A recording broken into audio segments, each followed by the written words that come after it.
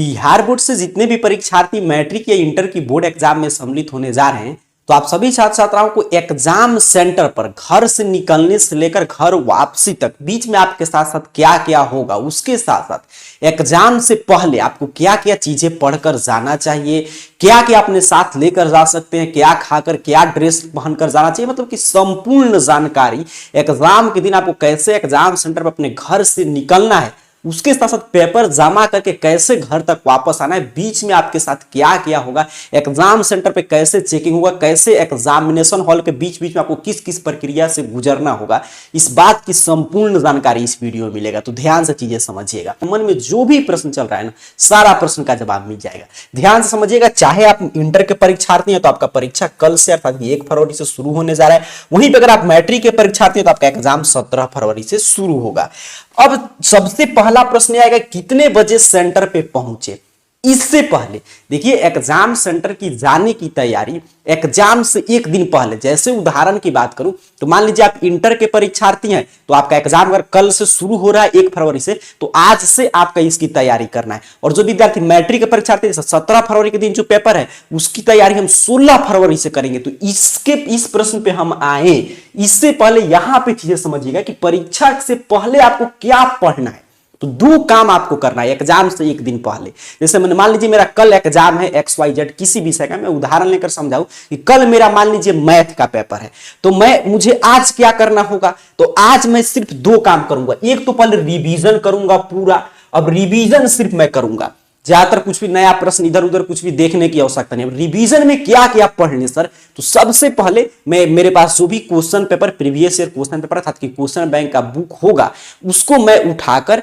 और पूरा मैं 2000 कम से कम मतलब कि 20 से लेकर 2020 से और उसका पूरा 2024 तक का पूरा ऑब्जेक्टिव सब्जेक्टिव जिस विषय का मुझे कल परीक्षा देना है उसका मैं एक बार ऑब्जेक्टिव बना जाऊंगा। अगर याद करने वाला है चीजें तो उसका रिवीजन कर लूंगा और सब्जेक्टिव जो चीज लिखा है प्रश्न उत्तर उसको मैं एक बार पढ़ जाऊंगा। अगर इसके बाद भी अपने पास समय बचता है तब मैं क्या करूंगा कि मैं जो नोट्स बनाया हूं उस विषय का, जो मैं खुद से नोट्स बनाया हूं, फेयर किया हूं, उसको एक बार पढ़ जाऊंगा। बस इतना ही अपने पास समय रहेगा। और उसके बाद आपको क्या करना है कि बस पर्याप्त नींद लेना है, यानी कि रात भर पूरा हम पढ़ते रह गए फिर दिन में सो रहे, ये सब घटना नहीं। बस आपको पर्याप्त कम से कम 6 से 7 घंटा की नींद पर्याप्त होता है एक स्टूडेंट के लिए, तो उतना देर आपको रात्रि में ही सो लेना है। आपको 2 काम करना है, मेरे बात को समझिएगा। एग्जाम से पहले परीक्षा से पहले परीक्षा की तैयारी शुरू कर देना है। एक दिन पहले कल जिस विषय का पेपर है उसका पूरा प्रीवियस ईयर क्वेश्चन पेपर 2020 से लेकर और 2024 तक, अगर मैथ है तो उसको बनाएंगे, अगर ऑब्जेक्टिव वगैरह अदर सब्जेक्ट है तो उसका ऑब्जेक्टिव पूरा फिर से एक बार रिवीजन कर लेंगे। आप पहले से याद कर चुके होंगे और जो भी लघु उत्तरीय दीर्घ उत्तरीय प्रश्न आया उसको उत्तर एक बार पढ़ जरूर जाइएगा। इस काम को करने के बाद अगर समय बचता है तो जो भी आपके पास नोट्स होगा उसका रिवीजन करना है, पर्याप्त नींद लेना है, फिर आपको एग्जाम सेंटर का अगले दिन निकलने की तैयारी करना है। तो पहले एक दिन पहले शाम से ये चीजें शुरू कर देना है। अब जब जिस दिन एग्जाम है, ये तो मैंने बताया कि एग्जाम के एक दिन पहले नाइट में आपको क्या क्या चीजें पढ़ना है। अब मेरा आज एग्जाम है, चाहे मेरा 1 फरवरी के दिन है या किसी भी दिन एग्जाम है या 17 फरवरी के दिन मैट्रिक का पेपर है, तो मुझे कितना बजे सेंटर के लिए अपने घर अथवा रूम से निकलना चाहिए। तो इसका जवाब यहां पे ध्यान से समझिएगा। देखिए, बिहार बोर्ड ऑफिशियल अपडेट जारी करके बताया है कि अगर आपका एग्जाम प्रथम पाली में है, मतलब कि आपका जो एडमिट कार्ड है उस पर अगर आपका एग्जाम बताएगा कि फर्स्ट सिटिंग में आपका एग्जाम है, तब आपको परीक्षा शुरू होने का समय प्रवेश जो है मतलब कि एग्जाम सेंटर के अंदर प्रवेश मेन गेट खोलकर प्रवेश कराया जाएगा चेकिंग वगैरह करके 8:30 में और गेट बंद हो जाएगा 9 बजे। अगर आपका एग्जाम सेकंड सीटिंग में है, द्वितीय पाली में, तब आपके लिए गेट खोल दिया जाएगा, मतलब एंट्री आप कर सकते हैं एग्जाम सेंटर के अंदर 1 बजे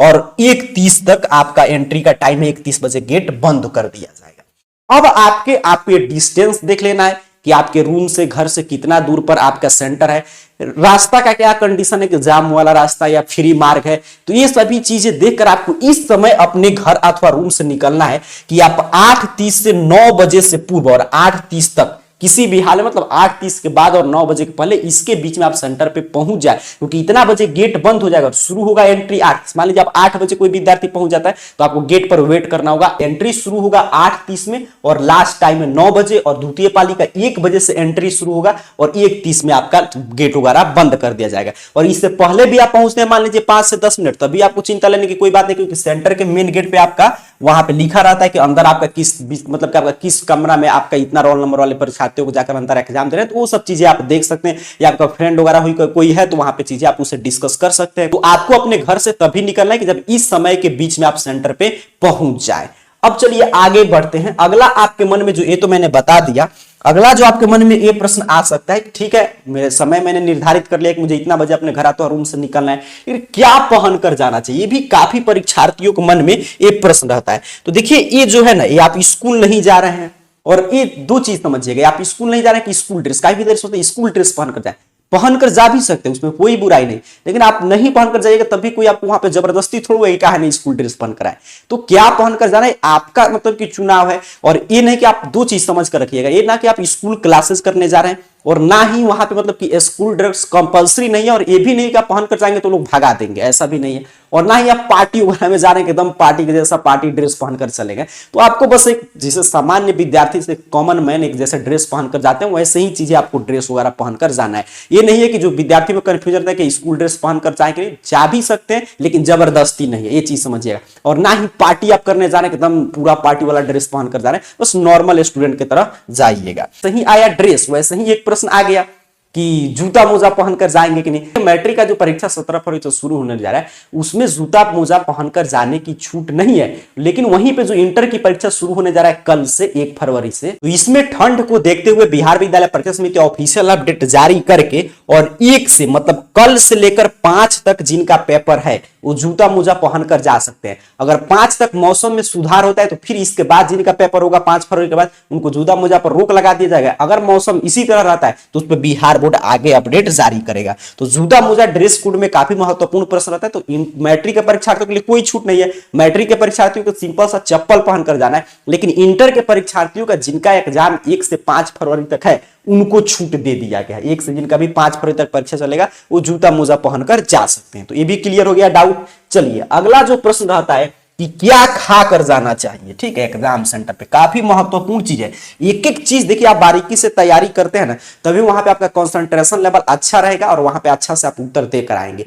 खाली पेट तो एग्जाम देने जाना नहीं अपने को, कुछ चाहे आपका एग्जाम प्रथम पाली में या द्वितीय पाली में कुछ ना कुछ खा कर जाइए। और खाने में क्या चीज कि सादा खाना खाना चाहिए, मतलब सिंपल सा जिसमें ज्यादा मसालादार तेल वगैरह का यूज नहीं हो, ताकि वहां पे कुछ भी आपके अंदर गड़बड़ी उत्पन्न नहीं हो और आपको एग्जाम देने में किसी भी तरह की दिक्कत ना हो। और खाने के साथ साथ सबसे महत्वपूर्ण है ज्यादातर आप कोई ना कोई पेय पदार्थ लीजिए। मार्केट में काफी एनर्जी ड्रिंक आता है, आपके पास अगर ज्यादा पैसा आप खर्चा करना चाहते हो तो एनर्जी ड्रिंक कोई भी आप मतलब प्रीफर कर सकते हैं। एनर्जी ड्रिंक से क्या होता है कि अपने अंदर थोड़ा सा एनर्जी लेवल मतलब कि आपको महसूस होता है और शरीर में देखिए एक कहा गया है कि एक स्वस्थ शरीर में ही स्वस्थ मस्तिष्क का वास होता है और आपके शरीर में जितना ज्यादा एनर्जी होगा उतना ही एग्जामिनेशन में आप कंसंट्रेशन लेवल को मेंटेन कर पाएंगे और उतना ही अच्छा से प्रश्न को आप समझेंगे और उतना ही अच्छा से उत्तर लिखेंगे। तो ये सब चीजें क्या रहता है कि आपके अंदर एनर्जी लेवल को बरकरार रखता है। तो अगर आपके पास ज्यादा पैसा है तो इसी पर आप जा सकते हैं, लेकिन कम पैसा में अच्छा चीज आपको करना है तो ये सब चीज मार्केट में मिल जाएगा जो WHO के फार्मूला पे भी आधारित है, जो आपके शरीर के लिए कोई भी नुकसानदेह नहीं है। जैसे एक इलेक्ट्रॉल आता है, ऐसे देखिएगा इलेक्ट्रॉल का पॉकेट आ जाएगा, या ORS वगैरह आता है, सबसे बेस्ट रहेगा इलेक्ट्रॉल। इन सब चीज से क्या होता है कि आपके शरीर के अंदर एक तो ये पानी की कमी को नहीं महसूस होने देता है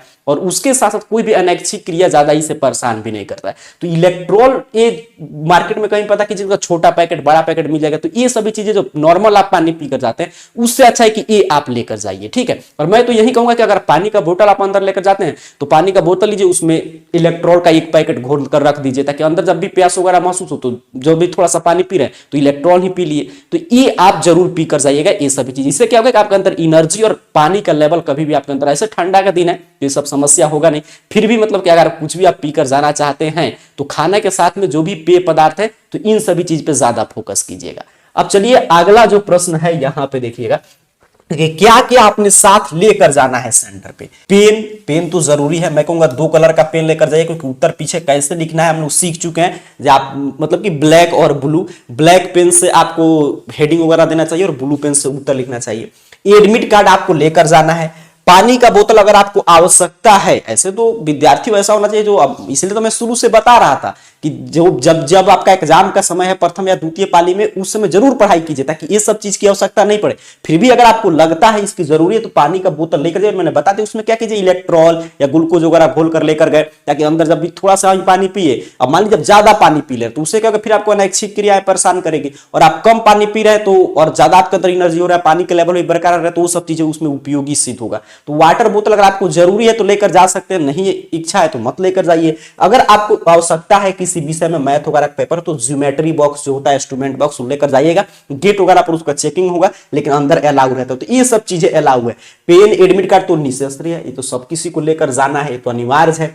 बाकी ये सब आपकी इच्छा पे, अगर इसकी आवश्यकता है तो लेकर जाइए, अन्यथा छोड़ दीजिए, क्योंकि जितना ही आप सिंपल में जाएंगे उतना ही आपका कम चेकिंग होगा, इसलिए ये सब चीजें जरूरी है तो लेकर जा सकते हैं, अलाउ रहता है। और काफी विद्यार्थियों के यहाँ पे मतलब कि ये प्रश्न आता है कि पैसा वगैरह लेकर जाएंगे। नहीं, देखिए जो नॉर्मल आवश्यकता है, यानी कि कॉपी में रखने के लिए पैसा लेकर जाए, वो सब तो मूर्खतापूर्ण कार्य वो पहले होता था, उसकी कोई आवश्यकता नहीं है। अब जैसे जरूरी है कि विद्यार्थी मान लीजिए रूम से, ऑटो से या किसी चीज से आया है, उसके साथ कोई नहीं है, तो अपने वर्ग तक किराया भाड़ा तो लेकर आएगा ही, ताकि फिर वापस जा सके, या घर से आ रहा है तो वो चीजें अलाउ है, बस वहां पे जांच वगैरह कराना होता है वो आप लेकर जा सकते हैं। अच्छा, यहाँ पे एक चीज और है कि घड़ी वगैरह लेकर जा सकते हैं कि नहीं, तो घड़ी वगैरह देखिए बिहार बोर्ड कहीं नहीं कहता है कि घड़ी बैन है, कभी भी आप नोटिफिकेशन में नहीं देखेगा, लेकिन स्मार्ट वॉच होता है जिसमें लाइटिंग वगैरह रहेगा, तो ये सभी चीज बैन रहता है। सिंपल वॉच बिहार बोर्ड हर एक एग्जाम में, बिहार बोर्ड में हर एक परीक्षा में अलाउ रहता है जो सिंपल सा वॉच है, लेकिन मैं कहूंगा मत लीजिएगा, क्योंकि मैं पिछले साल के ट्रेंड के आधार पर आपको बताऊं तो काफी जगह पे वो भी घड़ी उतरवा दिया जाता है, झूठ में आपको परेशानी का सामना करना पड़ेगा। हाँ, अंदर जाइएगा, आपको समय ही देखना है, तो जिस भी क्लासरूम में आपका होगा परीक्षा वहां पे घड़ी वगैरह रहेगा, तो वहां से आप हेल्प ले सकते हैं, तो आपकी इच्छा पे, लेकिन घड़ी बैन नहीं रहता है, स्मार्ट वॉच बैन है। अच्छा, और जिनका देखिए जिनका एडमिट कार्ड पे, आपको तो मैंने बता दिया सिर्फ पेन और एडमिट कार्ड मुख्य रूप से आपको लेकर जाना है, और जिनके एडमिट कार्ड पे फोटो अस्पष्ट नहीं है, मतलब मान लीजिए आपका फोटो आपसे मैच नहीं कर रहा है, धुंधला सा फोटो है, नहीं पहचान में आ रहा है, तब आपको अपने साथ एक फोटो युक्त पहचान पत्र लेकर जाना है। एक क्लियर हो गया। अब ये सब चीज लेकर आप एग्जाम सेंटर पे पहुंच चुके हैं। कब तक पहुंचेंगे, तो आप जैसे ही पहुंचेंगे, आप कभी भी पहुंचे इस समय के बीच में, लेकिन आपका वहां पे एंट्री कराया जाएगा 8:30 में, गेट पे चेकिंग होगा। 9 बजे प्रथम पाली के लिए गेट बंद हो जाएगा, और द्वितीय पाली के परीक्षार्थियों का 1 बजे से एंट्री शुरू होगा। तो आप जो भी चीज मैंने बताया ध्यान से चीजें समझ ले, मैं स्टेप बाय स्टेप आपको समझा रहा हूं कि क्या क्या होगा। यहां से आप देख लेंगे ना, यही चीजें एग्जाम पर होगा, वहां पर आपको थोड़ा सा भी घबराहट का सामना नहीं करना पड़ेगा। तो आप अब एग्जाम सेंटर पे इस समय में पहुंच चुके हैं, तो वहां पे क्या होगा, आपका गेट पर चेकिंग होगा। अब मेन गेट पर क्या चेक होता है, एक तो आपके एडमिट कार्ड से मिलाया जाएगा कि हाँ जो परीक्षार्थी हैं वही मतलब कि परीक्षा में सम्मिलित होने जा रहे हैं। अच्छा, लेट से आप नहीं जाएंगे, अगर लेट से जाते हैं तो गेट बंद मिलेगा। इस तरह चार दीवारी वगैरह कूद कर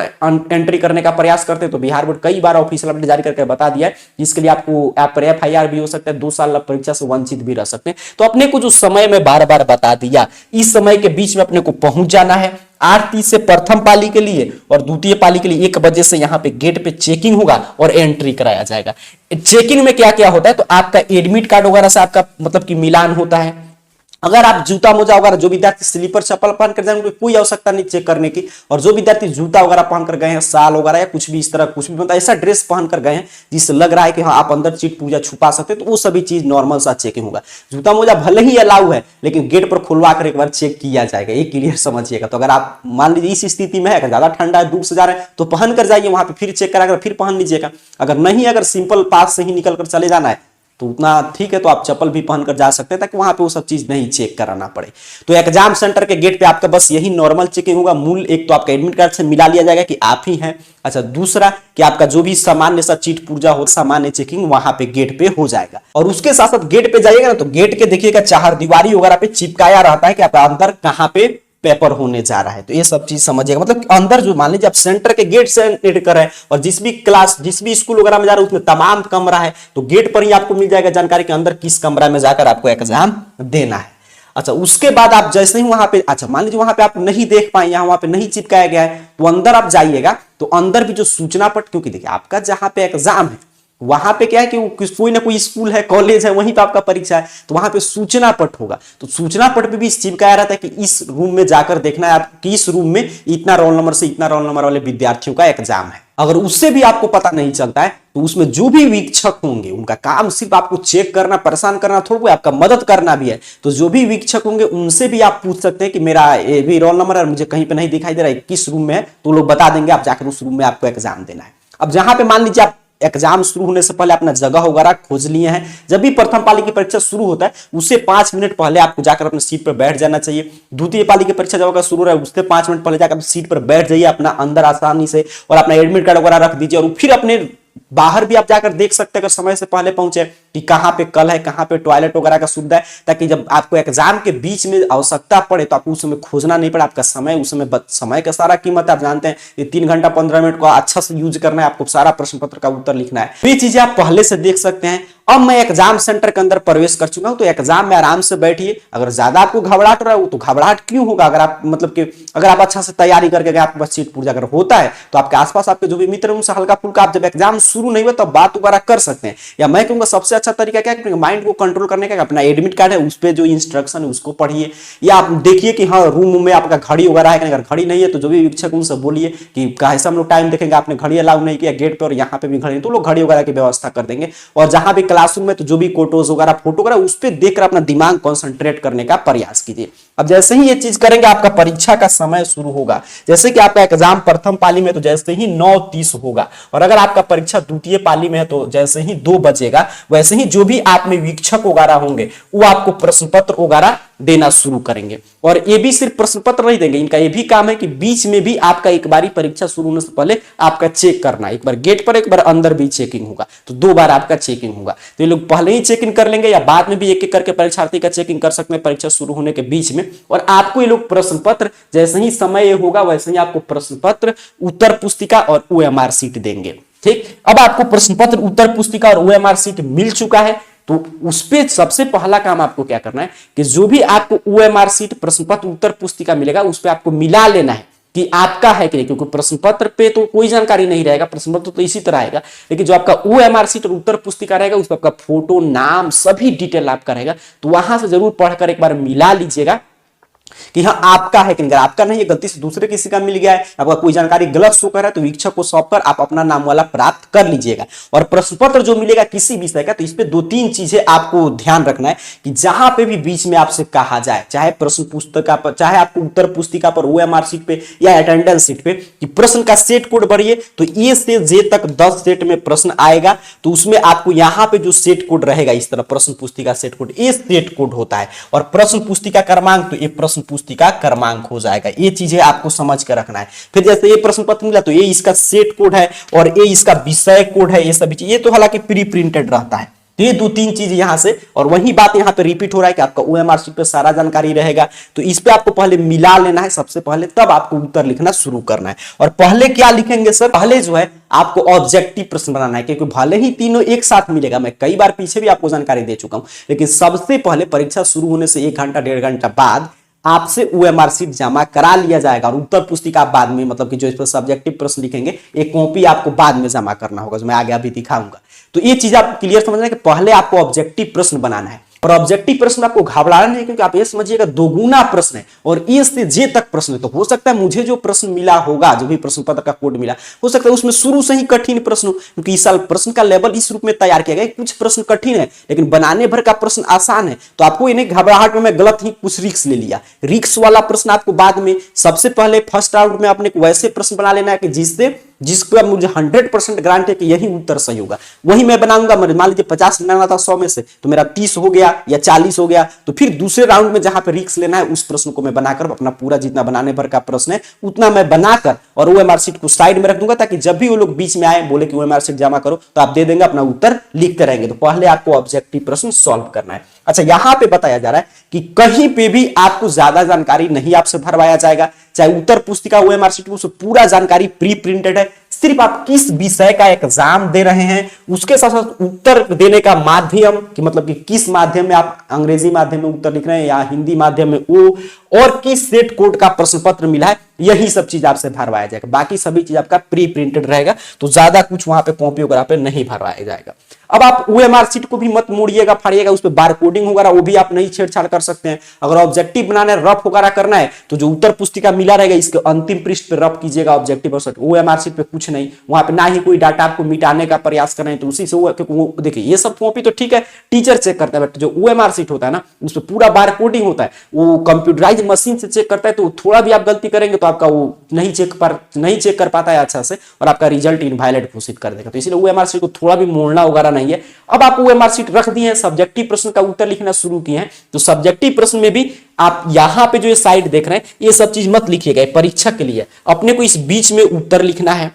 इस बीच में पूरा उत्तर लिखना है, ठीक है। और इसके बाद में इसमें यानी कि एक पेज लिखे, 2 पेज छोड़ के फिर तीसरा पे लिखना है, ऐसे गलती आपको नहीं करना है। और ना ही 4-5 पेज बच गया तो उसको फाड़ के पॉकेट में लेकर घर पे चले आए, ये भी गलती नहीं करना है। तो यहाँ पर स्पष्ट रूप से बताया गया कि मोड़ना फाड़ना नहीं और बीच में खाली जगह नहीं छोड़ना है, क्योंकि एग्जामिनर मान लीजिए 2 पेज चेक किया, तीसरा चौथा पेज लगा, उसको खा लिया, 5 पे पहुंच में नहीं किया, पेज पे बंद कर दिया कि परीक्षार्थी इतना ही उत्तर लिखा है, और आप हो सकता है आगे भी उत्तर लिखे हो, तो इसलिए एक गलती नहीं करना है, मतलब क्रम से आपको उत्तर लिखना है। अच्छा, उसके साथ साथ आपको क्या करना है कि आप किसी भी प्रश्न का, जैसे मान लीजिए सब्जेक्टिव प्रश्न का उत्तर लिखना है 1 से 30 तक है, 15 का जवाब लिखना है, 1 से 20 तक है, 10 का जवाब लिखना है, तो मैं ये नहीं कि 1 नंबर ही शुरू में लिखूंगा, मुझे जो अच्छा से आता है, याद है, वो मैं सबसे पहले लिखूंगा। मान लीजिए 20 नंबर में लिख रहा हूं तो उसको 20 नंबर यहां पे देकर मैं लिखूंगा क्वेश्चन नंबर 20, लेकिन मतलब कि 1 पर लिख दूंगा सबसे पहले, लेकिन ये नहीं कि इसको मैं 1 दूंगा, मतलब जो प्रश्न का उत्तर लिखना, और जितना प्रश्न संख्या का क्रमांक है आपके कॉपी में उतना ही क्रमांक चढ़ाएगा, और कोई भी प्रश्न संख्या इधर उधर लिख सकते हैं। और ये गलती नहीं करना कि पहले एक लघु उत्तरीय एक दीर्घ उत्तरीय, इस तरह नहीं,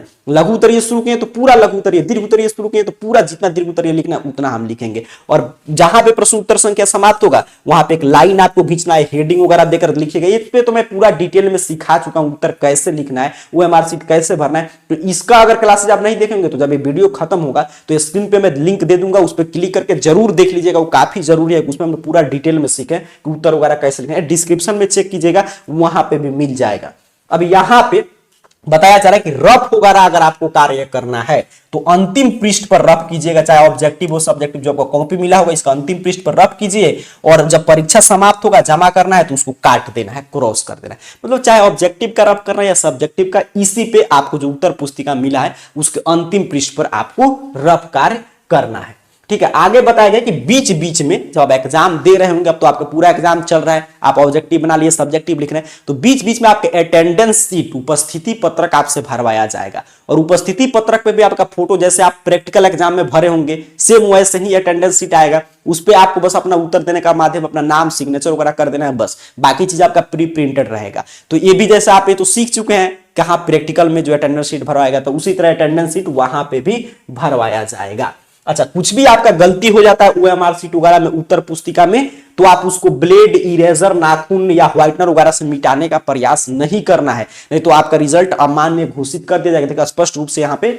लिखा गया है कि आपका रिजल्ट वगैरह पेंडिंग में चला जाएगा। तो कुछ भी आपको गलती करना ही नहीं, क्योंकि अपने को जहां पे जगह दिया गया है और मैं पहले से सिखा चुका हूं, तो वीडियो देखकर सीख लीजिएगा, वहीं पे आपको जानकारी भरना है, तो कुछ भी मिटाने का कार्य तो है नहीं। और परीक्षा में इसलिए तो मैं शुरू में बताया कि जो काम मैं शुरू में बता रहा था वो करेंगे तो आपका कंसंट्रेशन लेवल अच्छा रहेगा, आपका ध्यान इधर उधर नहीं भटकेगा, तो आपको वहां पे कोई भी किसी भी तरह की दिक्कत नहीं होगा। और आप बीच में कोई भी कदाचार करते हैं या बीच में किसी को मदद दे रहे हैं, मतलब किसी को हेल्प कर रहे हैं या किसी से हेल्प ले रहे हैं, तभी उसको कदाचार का मामला करते हुए आपको परीक्षा से बाहर किया जा सकता है। तो ये सब गलती आपको नहीं करें, क्योंकि आप उत्तर लिखने के लिए गए। और बीच में देखिएगा, जब कभी कभी बीच बीच में भी चेकिंग हुआ, कभी कभी होता है कि मजिस्ट्रेट चेकिंग आ गया या कुछ भी, तो जो भी आएंगे चेक करने, तो काफी जो मान लीजिए आप नहीं चिट लेकर गए, काफी विद्यार्थी लेकर गए, तो वो पीछे से आपके मतलब कि आपके यहाँ आपके पैर के नीचे फेंक दिए, तो आपको थोड़ा सा मतलब जब आप एग्जाम दे रहे हैं, मान लीजिए मैं लिख रहा हूं उत्तर और ऐसे मैं लिख रहा हूं 10 मिनट में लिखा, थोड़ा सा एक बार अपने पैर के आसपास भी आप देख सकते हैं। अगर मान लीजिए कुछ भी आ गया तो ये नहीं आप ही किसी के पास फेंक दिया, आप वहां पे खड़े होकर शिक्षक को बोल सकते हैं कि कोई मेरे पास फेंक दिया, तो लोग उसको समझते हैं, क्योंकि होते रहता है हमेशा हर एक साल, और ऐसा करना भी नहीं चाहिए। जो विद्यार्थी ये सब प्लानिंग में है उनको भी मना करूंगा, ये सब चीजें नहीं करना चाहिए, क्योंकि आपकी वजह से दूसरों को डिस्टर्ब करे, ये अच्छी बात नहीं है। अच्छा, परीक्षा शुरू होने के एक घंटा के अंदर में, जब मान लीजिए परीक्षा शुरू हो गया 9:30 में या 2 बजे से, तो आपको 1 घंटा तक परीक्षा केंद्र से बाहर, मतलब जब OMR शीट आप भर लेंगे ना, उसके बाद, मतलब परीक्षा केंद्र का मतलब मैं नहीं कर रहा हूं, परीक्षा हॉल से जिस कमरा में आप बैठे हैं उसमें 1 घंटा में कोई भी जरूरी कार्य होगा तब बाहर नहीं जा सकते। मतलब मान लीजिए आपको पानी पीना है, टॉयलेट वगैरह जाना है, तो 1 घंटा बाद ही आपको जाना है। क्लियर है? तो 1 घंटा बाद ही आपको बाहर जाने दिया जाएगा, और बीच बीच में ऐसा आपका चेकिंग वगैरह चलते रहेगा। और अगर आप एक बार जो वीक्षक को लौटा देते हैं OMR शीट की, आप ले लीजिए आप कॉपी, तो आपको मतलब कि फिर वापस नहीं मिलेगा। अगर आपको याद आता है कि हाँ ये चीज मैं भूल गया हूं, तो पहले पूरा जमा करने से पहले पूरा एक बार चीज देख लीजिएगा कि आपने सही से सभी चीज भरा है कि नहीं, उसके बाद ही वीक्षक को सौंपना है। और मान लीजिए 3 घंटा का पेपर था, 3 घंटा 15 मिनट का, आप 2 घंटा में दे दिए वीक्षक को, लेकिन 2 घंटा में आप निकल जाएंगे। जब सब विद्यार्थी का जमा हो जाएगा उसके बाद ही आपको सेंटर से बाहर जाने दिया जाएगा। अब बस यही सब चीजें होगा, उसके बाद आपको OMR शीट तो वहीं पे जमा कर देना है, उत्तर पुस्तिका जमा कर देना है, बस एडमिट कार्ड और जो प्रश्न पत्र मिला है, जिस प्रश्न पत्र से आप वो प्रश्न पत्र लेकर आप सेंटर से बाहर निकल जाएंगे, आपका एग्जाम खत्म हो गया। फिर अगले दिन मैंने जिस तरह बताया शुरू में कि वैसे ही आपको एग्जाम से पहले जो विषय उसका रिवीजन कीजिए, क्या क्या पढ़ना है मैंने बता दिया। फिर जिस तरह शुरू हो जाएगा प्रक्रिया, मतलब फिर ये चीजें रिपीट होगा कि क्या क्या खाना है, क्या पहनकर जाना है, ये सभी चीजें रिपीट होते जाएगा। फिर वही बात डे बाय डे चलेगा जब तक कि आपका पेपर समाप्त नहीं हो जाता है। तो उम्मीद करो आपके मन में अब किसी तरह का कोई भी कंफ्यूजन नहीं रहा होगा, क्योंकि एक एक प्रश्न का मैं बारीकी से कोई प्रश्न में छोड़ने का प्रयास नहीं किया हूं। एग्जाम सेंटर पे जाने से संबंधित जो भी आपको मन में प्रश्न चल रहा था, सारा प्रश्न का जवाब मिल गया है। कॉपी लिखने में, ओएमआर शीट भरने में किसी भी तरह की कठिनाई की सामना करना पड़ा है तो लिंक डिस्क्रिप्शन बॉक्स में मिल जाएगा, या चैनल को सब्सक्राइब करके देख लीजिएगा, या स्क्रीन पे जो वीडियो है उस पर क्लिक करके देख लीजिए। अगर फिर भी आपके मन में कोई कंफ्यूजन है तो नीचे कमेंट बॉक्स में जरूर पूछ लीजिएगा। जिस रूप में मैं बताया हूं उसी रूप में जाकर एग्जाम देकर आइए। आप सभी विद्यार्थियों का एग्जाम बिल्कुल शानदार बीते। इन्हीं शुभकामनाओं के साथ आप सभी को बहुत बहुत धन्यवाद।